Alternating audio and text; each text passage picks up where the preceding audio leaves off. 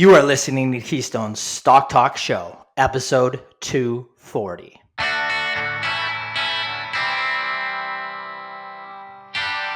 If this is your first time listening, then thanks for stopping by.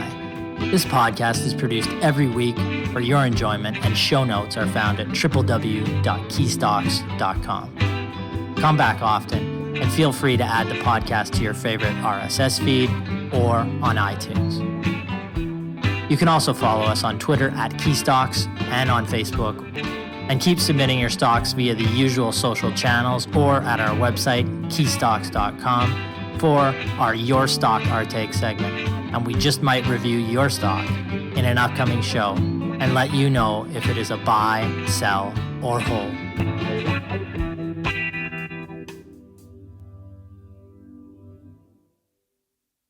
It's great to be back with you in the new year as we kick off a great slate of content for 2024. We start by looking at a couple recently released special reports from our research, then hit the proverbial mailbag to answer some viewer questions, including a question on long-term favorite, the Boyd Group Services Inc., symbol BYD on the TSX, one of North America's largest operators of non-franchise collision repair shops. The stock has been in coverage since 2008. When it traded at $2.30, and a listener asks if its long-term uptrend can continue. Aaron answers a listener question on engineering firm Stantec, symbol STN on the TSX. A listener asks what drove the company's 50% gains in 2023 and how it compares to existing engineering and construction firms we have in coverage. Brett answers a viewer question on MicroStrategy Incorporated, symbol MSTR on the NASDAQ, an analytics and business intelligence company that funnels its cash flow into holding Bitcoin, which it holds approximately a worth of $8.6 billion at around $4,550 US at the time of recording. The shares are currently trading at around $571 with a market cap of just around $9 billion. The listener wants to know if MicroStrategy is a smart way to play Bitcoin. Last and certainly least, Brennan reviews a viewer question on Ametek, symbol MAAME on the New York Stock Exchange, which manufactures and sells electronics instruments and electromechanical devices in North American, European, Asian, and South American markets. Is it a buy, sell, or hold? Brennan has you covered. All right, let's get to the show. I'm going to welcome my co-host, Mr. Aaron Dunn, and the Killer Bees, Brett and Brennan. How are you guys doing? Excellent. I'm a little under the weather. Welcome back, I don't know everybody. if you can tell. So this is our first podcast in 2024. Yep. Very exciting. Yeah. Obviously, Extremely excited. I'm just hoping my voice holds up. I've been under the weather for about a week, and it's been really fun. So Yep. No doubt. I think I'm coming out the other side, which is a good thing. There's some nasty. Brian talks less if the ratings actually go up.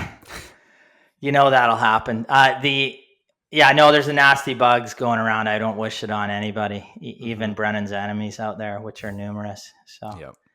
Tons. All right, I'm going to go through a couple of research notes. We released Keystone's Cash Rich 2024 Canadian Small Cap Profitable Stock Report. It produced three new Canadian small cap recommendations, which were released. The whole report was released in December. Two of the companies were released as buys in September and November, respectively.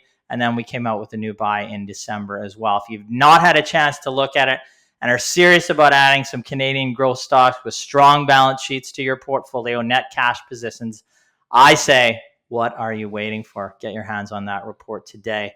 It was great. It takes a 3-month process going through, looking through every stock listed on SEDAR, screening out for what we see as net cash positions, profitable businesses, and then interviewing management teams and coming up with some of the best growth-oriented companies with very strong balance sheets that if we do have a downturn, can not only survive, but thrive and profit through that. And that's why we look at that report every year, and it was just released. Yeah. I just really enjoy going through SEDAR every single year, multiple times, because we get, an idea on the landscape or the companies that are out there. And, over time, we see each year when we do these sweeps, we're pulling out, similar companies. I had a question from a client the other day on Cogeco. I was calling it Coke Co the other day to Ryan, and I said to this client, I've pulled it out multiple times. It was in the list. It screens quite well. They have some headwinds right now, but it's just nice. It allows us to continually be looking and watching these businesses that are not complete crap junior miners that are out there, which obviously there's tons. Yeah, and I mean the process is good. Of the two of the three recommendations are companies we've been monitoring for 3+ years, have sat down and met with management multiple times, so you have a good feel even ahead of making the recommendations. And they had kind of inflection points this fall where we thought there was a good growth path 1 to 3 years ahead of them, and they traded at what we would say are reasonable valuations. And being patient with those companies. Both companies have already done tremendously well. We like them long term. And we introduced one new company that has some more speculative flavor to it, but certainly has a good balance sheet as well and has some good growth in the business. So we look forward. I mean, our clients know about those companies, great businesses that we'll continue to follow and recommend over the long term.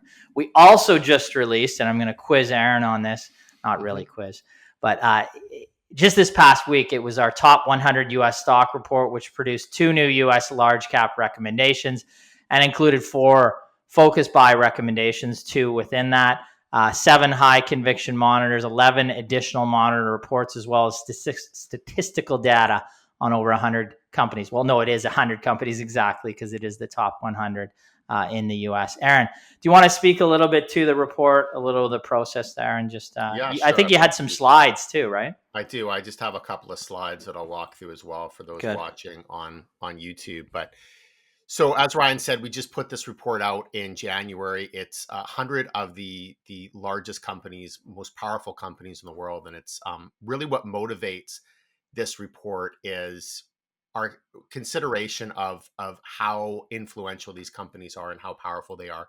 So when you look at the combined market capitalization of the NASDAQ 100, it's almost $31 trillion.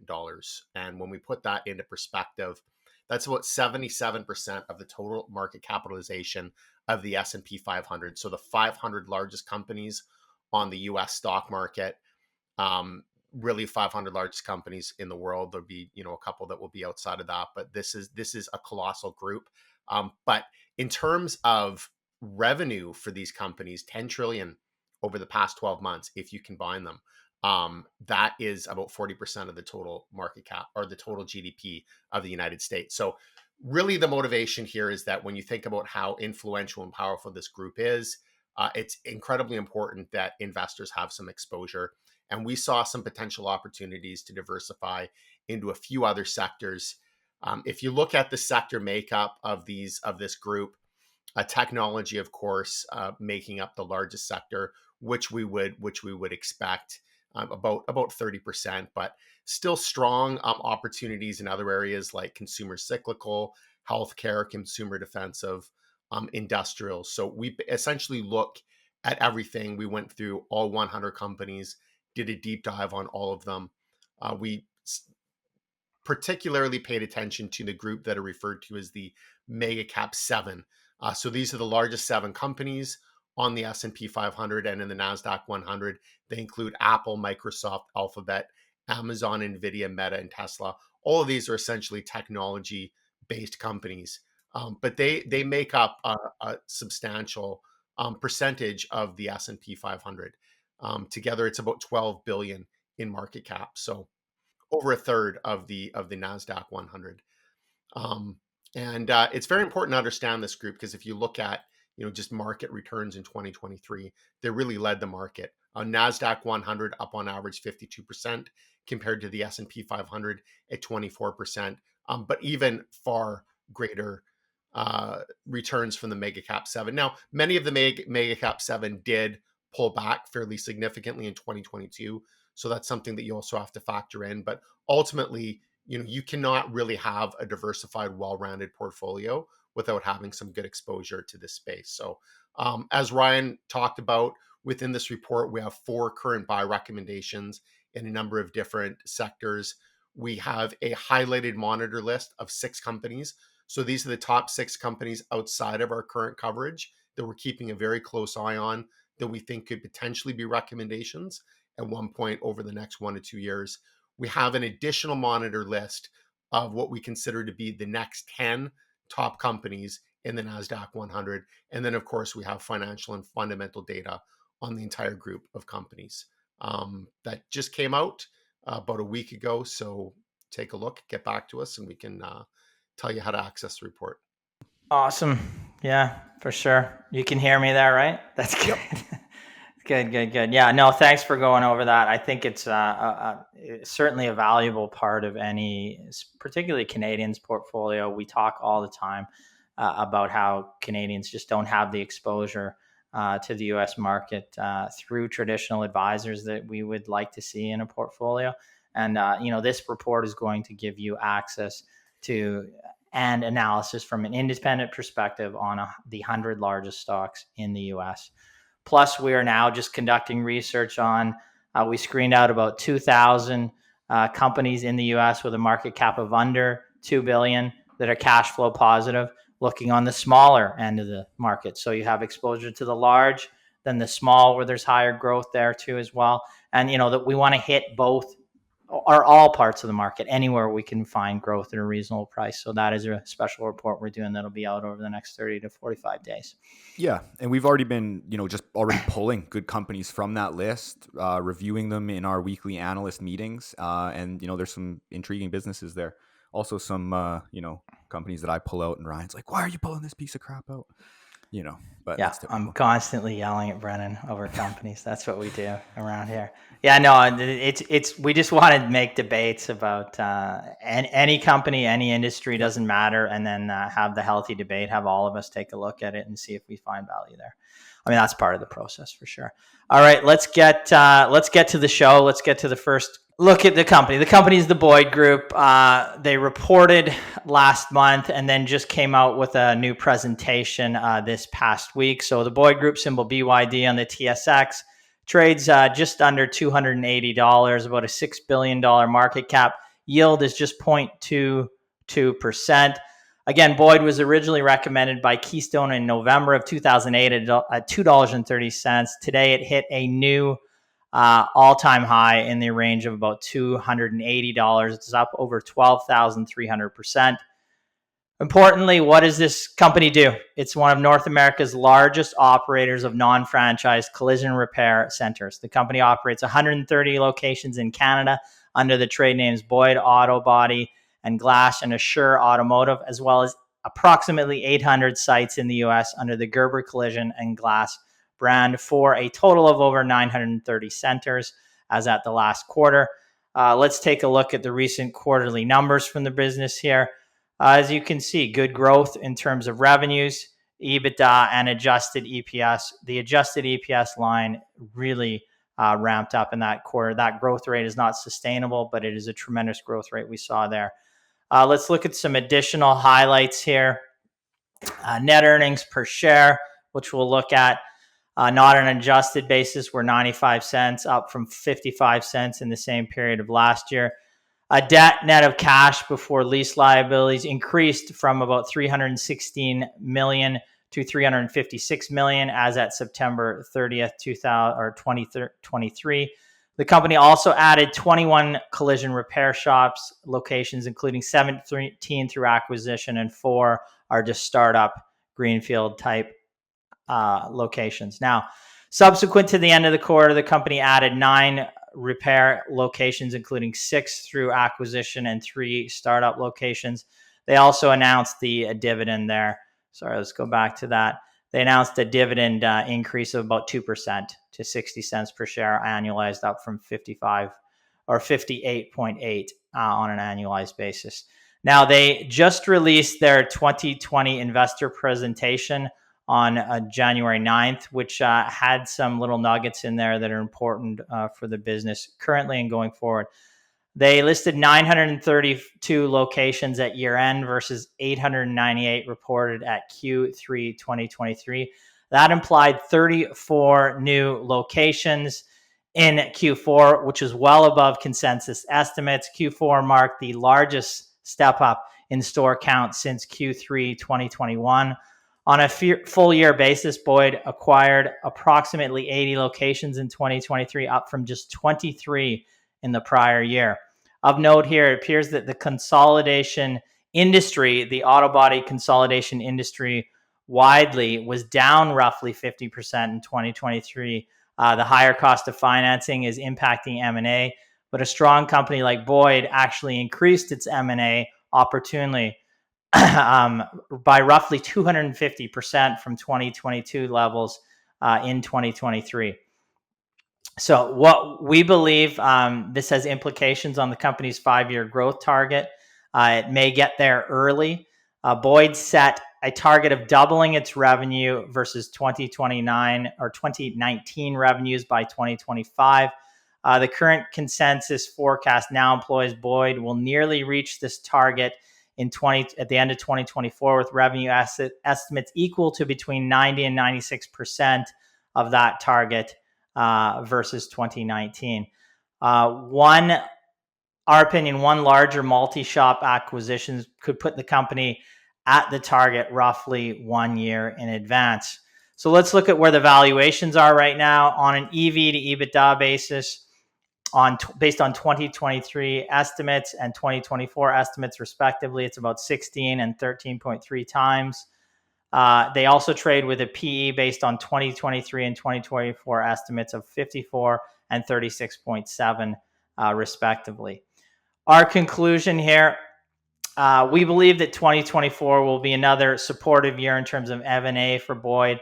And while same-store sales increases tapered from those experienced during the period following the pandemic through 2023, we expect the company can hit or exceed its 10-year average rate in terms of same-store sales of around 6% through 2024, which is a good rate. Despite the tremendous gains, we would not bet against Boyd long-term and continue to like the business. All right, that's going to end now, and I'm going to stop sharing my screen. Well, I remember when I was looking at them a couple of years ago and really trying to understand what the future growth opportunity was, because they'd already grown so much. And the question is, are they starting to saturate their market? But they had a lot of runway. I mean, ultimately what they're doing is they're consolidating auto body repair and glass repair.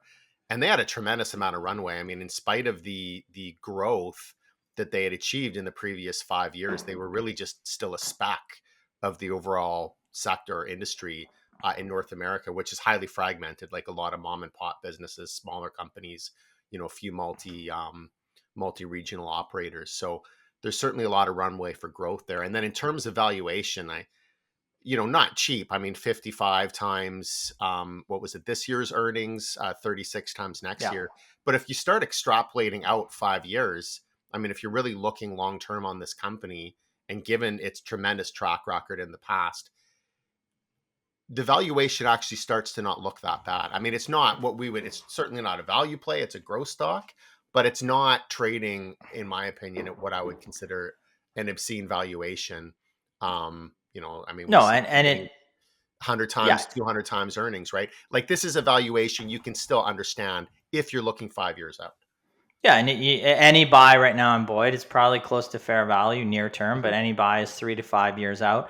And, at the end of this year, they likely come out with a new 5-year plan. I'm not sure if they're going to be able to double operations again over the next 5 years, but the growth rate should exceed the market growth rate. And, by the end of this year, you're starting to buy it at a more reasonable price. And if you're, again, betting against this management team's process, I think you're foolhardy. And they do have that run of growth potential ahead of them, which is still quite large. The other things that could help them, a recession can actually help this business, so it hedges you a bit. Technicians, just getting a good supply of good technicians has been a big issue for this company. It's starting to allay a little bit. But if there's a recession, they actually, just regular workers that work there, but the technicians, they likely, the wage inflation isn't as high then, but also they'll have more supply of them, so it can benefit them. Plus, in a recession, the prices they're paying for businesses come down, and people tend to fix their cars. to get from A to B, you need to get your car fixed. And that's why it's been a beautiful business for a long term. And over the next 3 to 5 years, I wouldn't bet against the way this company has been run. On that note, I actually have to take my car to Auto Boyd in the next little bit here for I know. last I one of the biggest line items in the last quarter when I look at the household is the friggin' vehicle, right? So it's there's a good buck to be made in that business if you do it right. And Boyd, has a track record, a history of being a good repair shop. I've taken my vehicles there in the past, and it's been a simple process, but they certainly dinged my wallet, and you can see why you want to invest in that, because you're fighting against it if you're not when it's part of a huge household expense. All right, let's move on. I think we're good on Boyd. Aaron, a question came on a company that we've looked at a number of times in the past, Stantec. You're gonna probably share your screen and have some thoughts on that. I am. I do have a. As Aaron says, I didn't know I was answering questions questions from a listener. I believe client as well. Yep.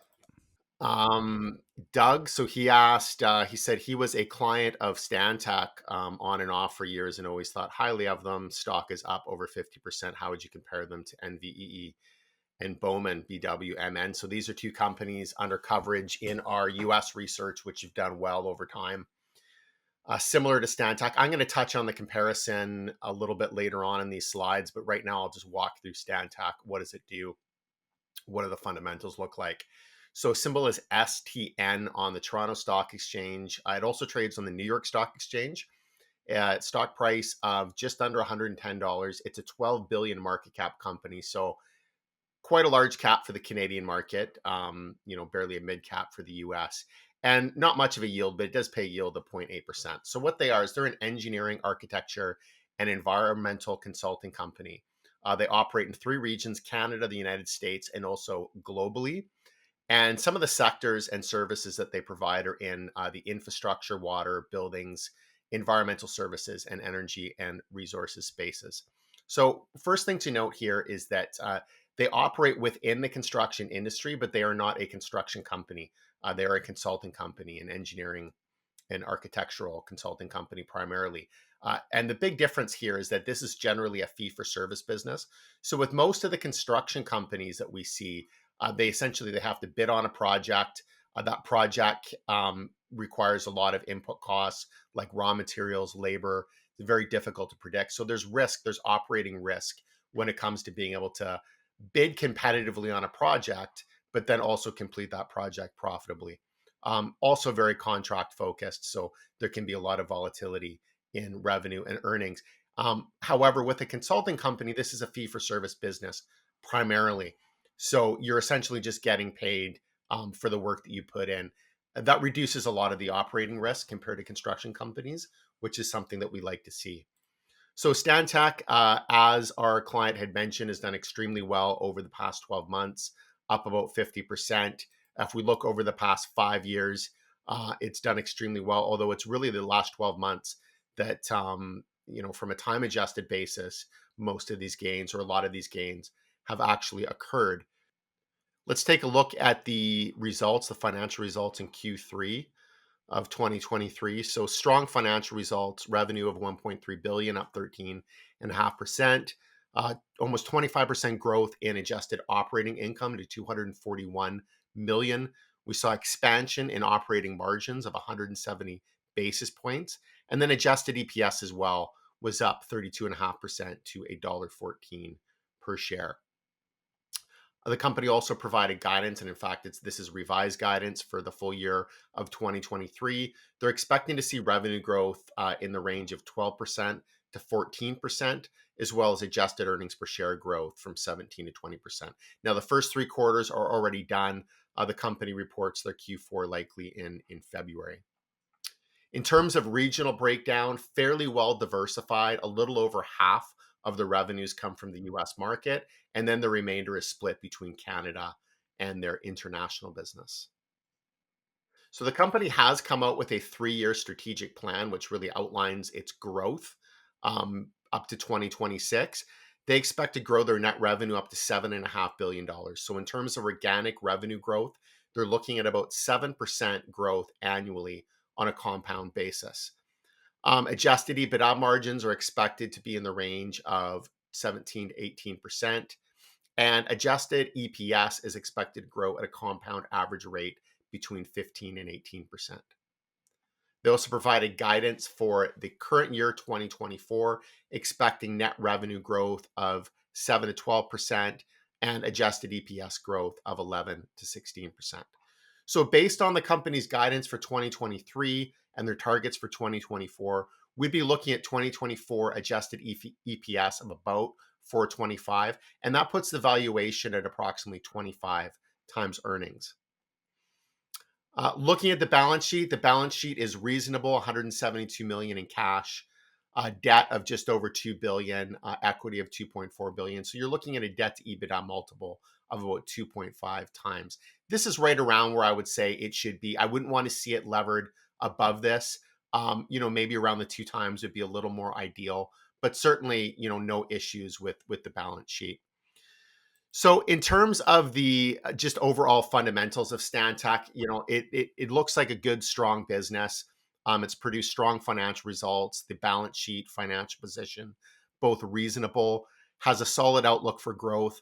The valuation of 25 times earnings, I don't think that it's overvalued. I'd say that it's probably more or less fairly valued at the current price. But if you're looking long-term, I think that this is a good business. And Doug also asked, how do you compare Stantec to a couple of the companies that we have under coverage in this space? And those would be NV5 Global and Bowman. These are both U.S. listed companies, primarily operating in the U.S. So the first difference is going to be that regional. So although Stantec, a little over half of its business is in the U.S., Bowman and NV5 primarily primarily operate within the U.S. Now, they are consulting companies, so all 3 are consulting companies, very similar business, very similar industries that they service. So similar companies in those respects. But the biggest difference is really size. So Stantec is about a $12 billion market cap company. Compare that to NV5, about 1.6. Bowman, about 450 million. So even if you were to add Bowman and NV5 together, they're about a sixth of the size of Stantec. So Stantec, much larger company by size, more geographically diversified. On an earnings basis, more expensive than NV5. Relative to Bowman, Bowman's a bit of a different situation. Bowman's at a different point in its growth curve. So we're seeing higher levels of growth from Bowman. On an earnings basis, it's a little more expensive. On an EBITDA basis, it's more attractively valued. But all 3 good, solid companies to benefit from infrastructure investment over time. Yeah, I think that was a good summary. I have some comments, but I'm gonna lose my voice if I do too You have a much. glass of water there, Ryan? I do, and I almost have drained it, so I just want to get through. No, it's good. I think you summarized it well. I think there is a difference between the businesses in terms of the biggest business is size and then growth rates. Like on Bowman's front, the growth rate's higher, but Stantec's certainly got a longer track record. And Stantec, like Bowman's acquiring at a frenetic pace, really, relative to say Stantec. And the size as well makes it easier to hit those high growth numbers. I mean, for Stantec to hit those growth numbers, there just aren't that many acquisitions out there for them to. No, for sure. Yeah. All right, so we're gonna move on, and I believe Brett is up next in the queue. And you're going to be looking at a company called MicroStrategy Incorporated, MSTR, on the NASDAQ, an analytics business intelligence company that is now funneling its cash flow into Bitcoin, topical, obviously, right now, but topical always. And we're going to see if MicroStrategy is a good way to play Bitcoin, or is there another way to do it? Yeah, and that's really what the question around MicroStrategy always is it a better way to invest in Bitcoin than other avenues? Especially this is coming out the day after now the US has approved Bitcoin spot ETFs, which they've had futures ones for a while, but spot's a bit different. And Canada, we're a few years ahead and we've had spot ETFs for couple years at least now. It might be a few. But anyways, moving on, MicroStrategy, like Ryan said, they are an analytics company in the business intelligence segment. The software is designed to be used across industries from retail, healthcare, finance, or the public sector. In addition to its operation, the company just funnels its cash flows into holding Bitcoin, which it holds roughly 189,000 at this time. And at 45,500 per Bitcoin, that's about 8.6 billion. And it's been a very volatile day, so those numbers are probably a bit different by the time you are listening to this. The shares are currently trading at $571 a piece, with a market cap of roughly $9 billion. As the company really has two sides to its business, the software business and the other being this Bitcoin holding, we'll break up the financials a bit to see how the software operation is performing. But we'll really, I'll go back and forth between where we are looking at the line items on the income statement. So for Q3, the company had total revenue of $129 million, up 3.3% from $125 in the prior year. And that's all attributable to their software business, of course. Gross profit increased 2.8% to $103 million from $100 million. Operating income shifted to loss of $25 million from an income of $6 million. The company had a net loss of $143 million, or $10.09 per share, compared to a loss of $27 million or $2.39 a share in the prior year. This is largely due to a non-cash tax expense of $110 million, which primarily relates to the removal of a previously recognizable tax benefit. And just a little look at the Bitcoin bias. At the end of Q4, the Bitcoin is above MicroStrategy's cost basis, so you'll end up seeing a large tax benefit in Q4. And this is why the accounting non-cash expenses and benefits can really change their earnings quarter over quarter just to do with their Bitcoin price. Even though they have not realized it, they're still holding it. Nothing material has changed the business. It will completely change their earnings. So you really have to dissect their earnings quite a bit. So now stepping back up in the income statement to operating income, where we deviate to see how well the software segment is actually performing. We'll remove the digital asset impairment losses from operating income or loss for the quarter. Adjusted operating income, once you remove that, was about $8.3 million for the quarter compared to $5.3 in the prior year. As well, we'll want to look at the income of just the software segment. So we'll just ignore the debt for now, as that relates to the Bitcoin holdings. They issued their debt specifically to buy Bitcoin. So we can ignore that for if we're just dissecting the software business, if it's like a separate business. So at a 21% standard US corporate tax rate, the net income would be roughly $6.6 million. So if they split the company into Bitcoin holding software business, you'd be looking around 6.6. That is a bit more of a conservative estimate because there's going to be probably some value, but they don't break it out in the SG&A, which relates to their Bitcoin operation.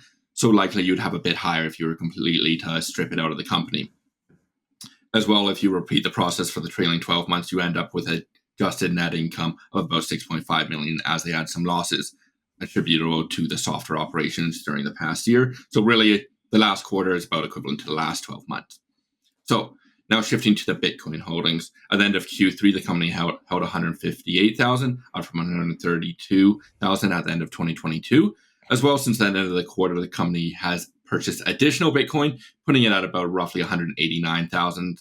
The dollar value of that holding is about $8.6 billion, with an average cost basis being $31,000, which means the company is sitting on an unrealized gain of about $2.7 billion at the time of recording. As I said before, the company uses debt to fund holding its Bitcoin.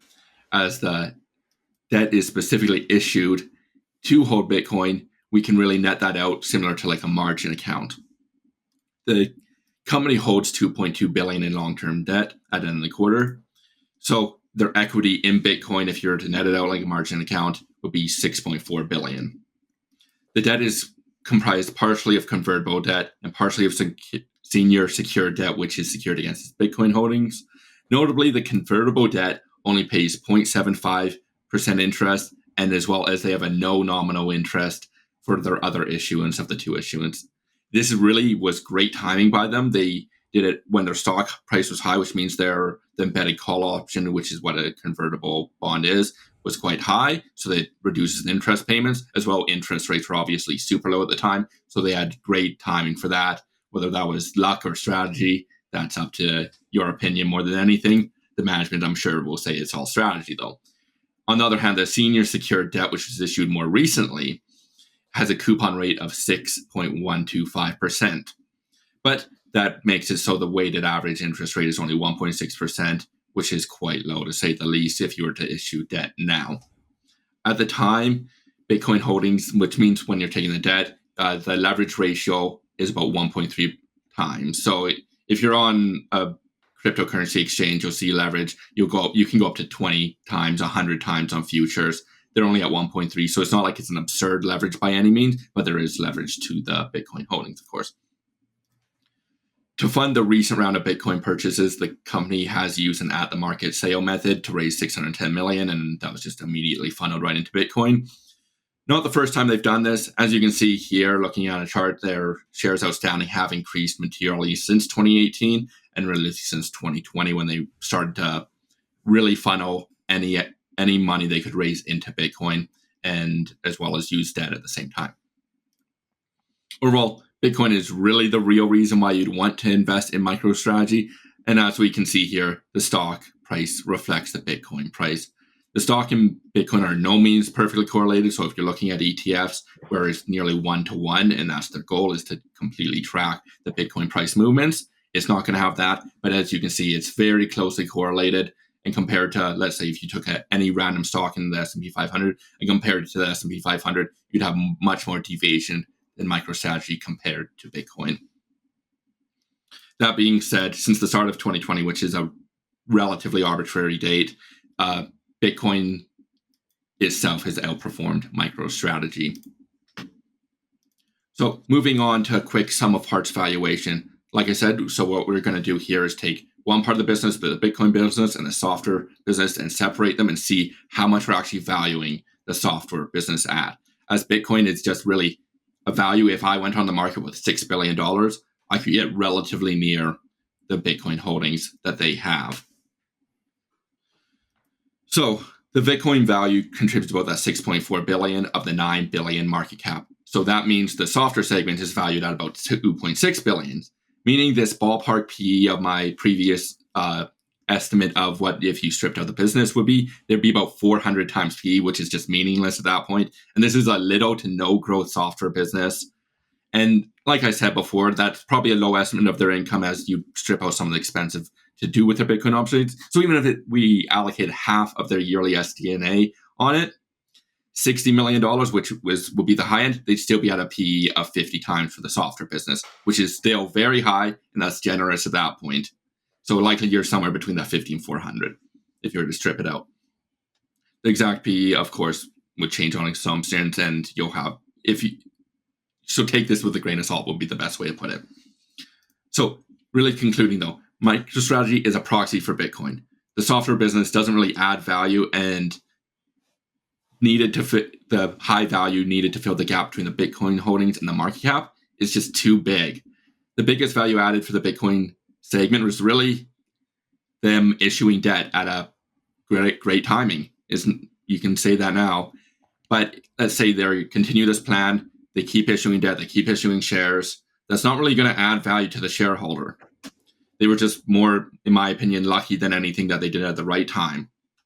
So if you want exposure to Bitcoin, because you wouldn't really want exposure to the software, just buy an ETF at this point. You can do it in the US now. If you want some sort of leverage, you can do that most likely easier with options of some degree.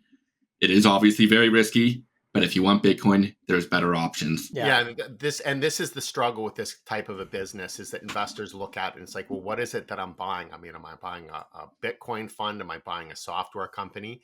And just combining the two, it just adds to the confusion. Whereas investors generally like to know, they like a business that's just more focused on, a particular industry or, a particular strategy, as opposed to this is almost like a strange conglomerate of sorts, which always is typically going to trade at a discount.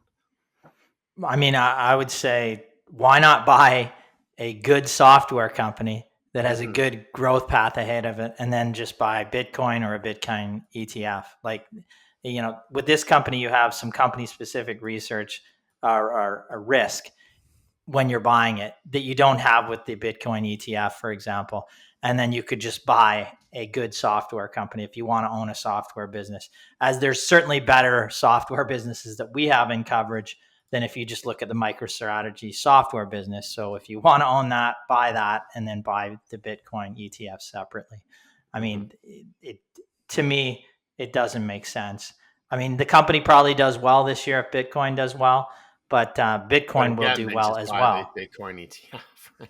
Yes. If that's the exposure you're looking for, and if Bitcoin doesn't do well, the company doesn't do well, right? It's not being, the software business. It's questionable. And the Bitcoin ETF isn't going to change its strategy. It's going to own Bitcoin ETF. There is management risk here that this management team could say, Bitcoin's overvalued. I want to do this. And, so there, you have that risk. You know exactly what you're getting if you're buying a Bitcoin ETF.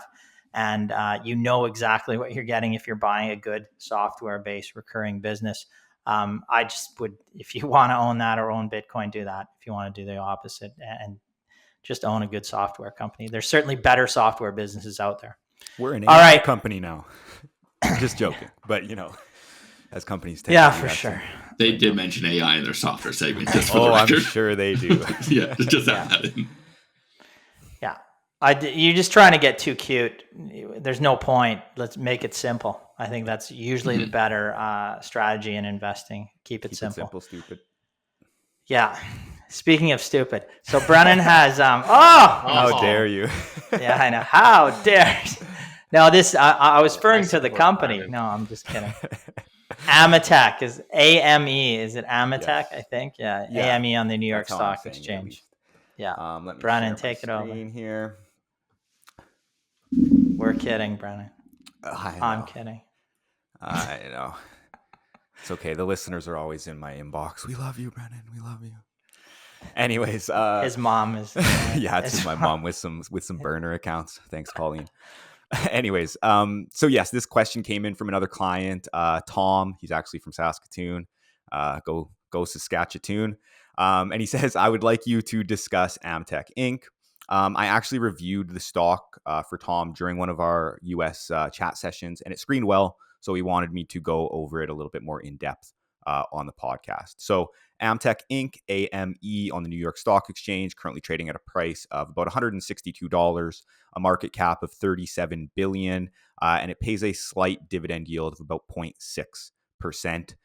So the company manufactures and sells electronic instruments and electromechanical devices in North America, Europe, Asia, and South America.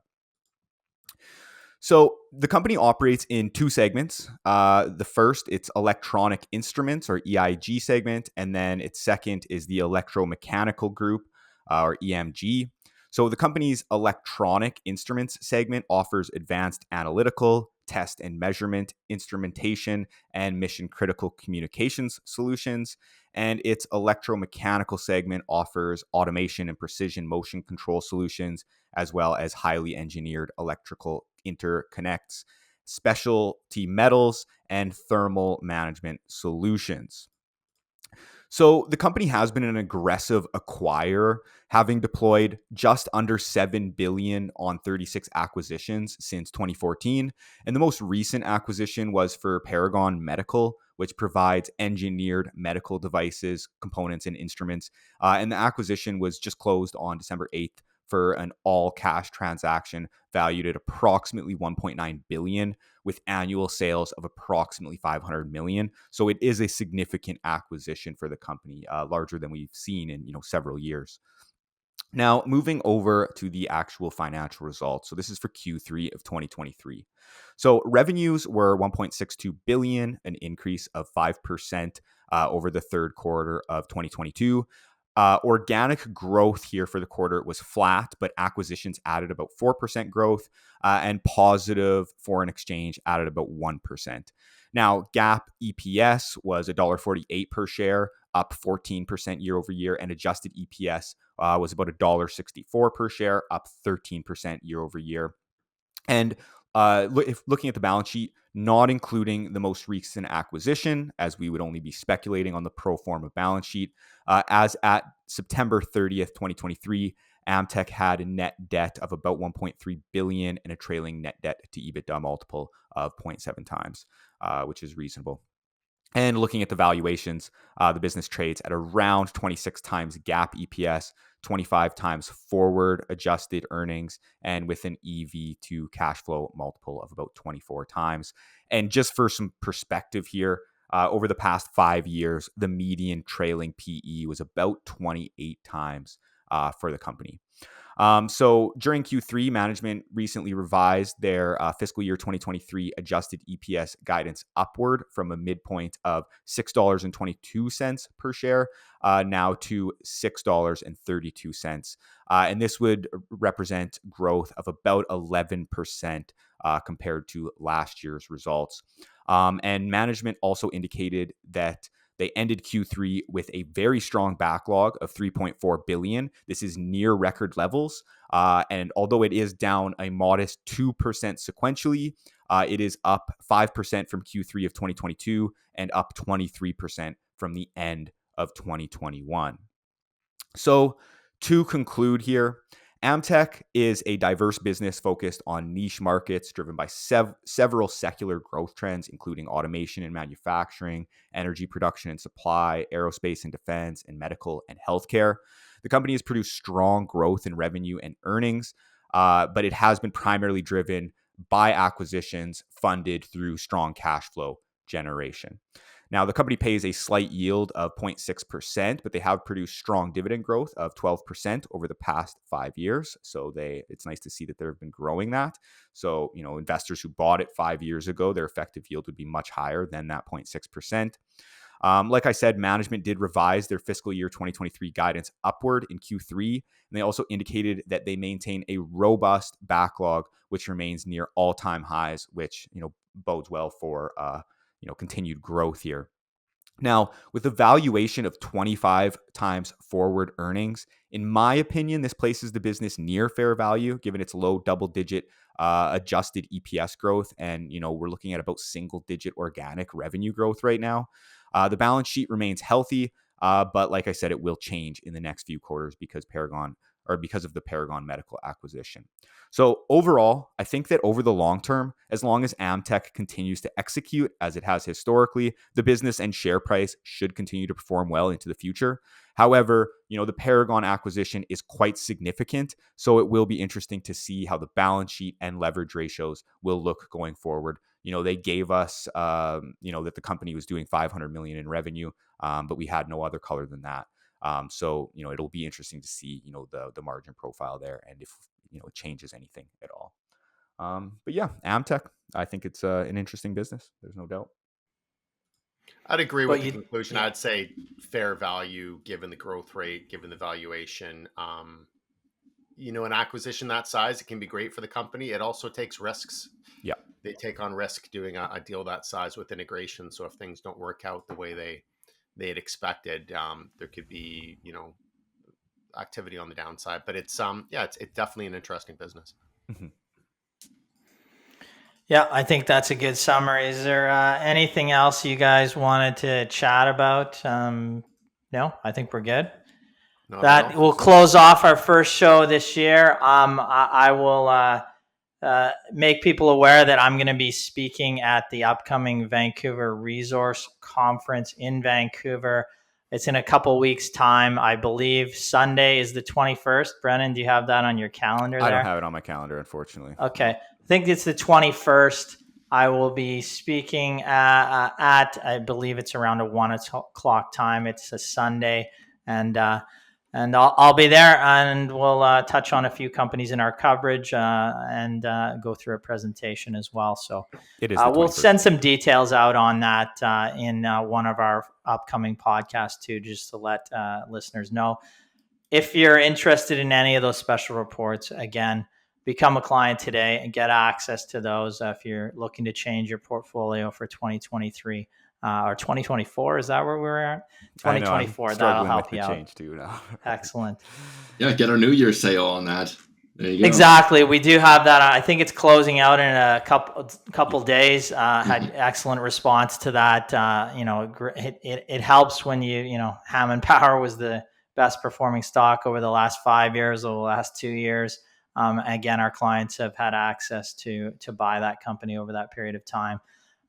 We're looking for the next Hammond Power right now when we're doing our U.S. research, and we came out with our Canadian research there just over the past couple of weeks. All right, I'll close out the show, and I wish you, as always, profitable investing. Thank you. Thank you, everyone. Thanks, everyone. Thank you.